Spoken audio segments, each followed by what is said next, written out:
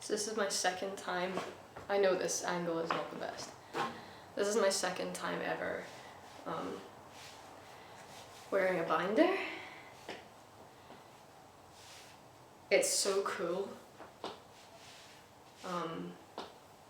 Yeah, I mean, I was going to a Faye Webster concert and I didn't really feel like wearing one to a concert, but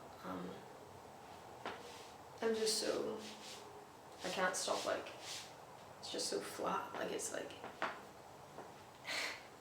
it's really sick. Like, it's really, really cool. I don't know if you can see me very well. This angle is terrible. And this is also a photography camera, so the video stuff isn't great, and I also can't even see myself, but that's fine. My dog's in the corner.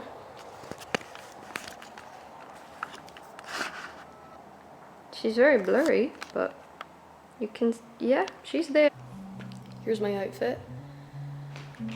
I tend to put on like the baggiest jeans I own and just some trainers for the bottom half. I still haven't figured out how to style myself in a more like masculine way in the back.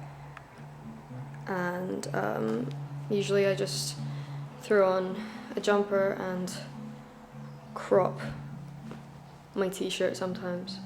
I don't know why, but that makes me feel more masculine.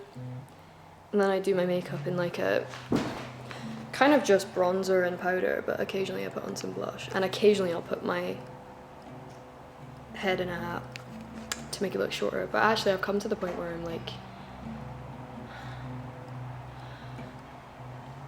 discovering my masculinity has been so interesting, because the stuff that I thought would be more quote-unquote feminine, like stereotypically, I actually feel more masculine when I wear them, such as like crop tops and having my hair down while I have long hair. I just like having long hair. I've had shortish hair before and like it didn't look bad, but I just like having long hair. I don't think I would cut my hair. So yeah, discovering that has been really interesting. But yeah, I cropped the top. Again, every time I look at myself with a binder, that's a terrible angle. I just freak out, really. But yeah, that's me, and I've got some David Bowie earrings and some bracelets, and I might add some rings. Rings might be good. But yeah.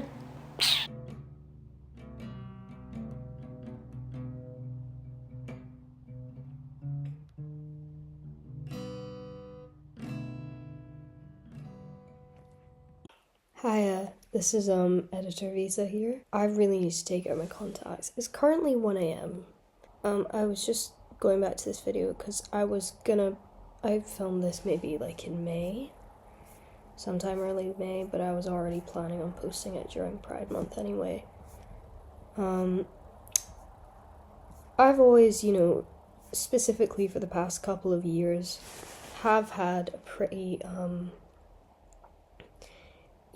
confusing relationship with Pride and Pride Month, and just like my identity in general, both with my gender and with my sexuality. And this month, this year particularly, has been quite tough, as I don't usually like to put a label on my thing, like what I am and who I like. I don't usually like to put a label on things, which probably creates maybe more problems, but it's just, I don't know, labels aren't really something I can feel comfortable with all the time. I usually use them as just like a safety net, but it's not always something I feel. If I had to put a label on my sexuality and my gender, I would say I'm bisexual and gender fluid. But as a bisexual who has only been with, mainly one gender, which is men, and as a gender fluid person who presents themselves as feminine most of the time, it's a bit, it's, I feel like an outsider regardless of whether I'm, in the community or out of the community. I've never felt like I fully belonged.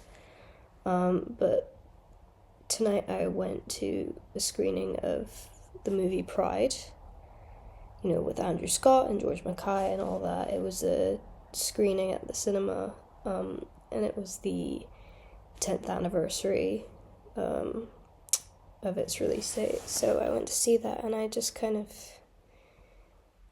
yeah, maybe, you know, not to be cheesy, but Pride made me proud. So, yeah, posting this is going to be quite scary for me because it's not something I usually have the balls to talk about. But yeah, happy Pride, everybody. Enjoy.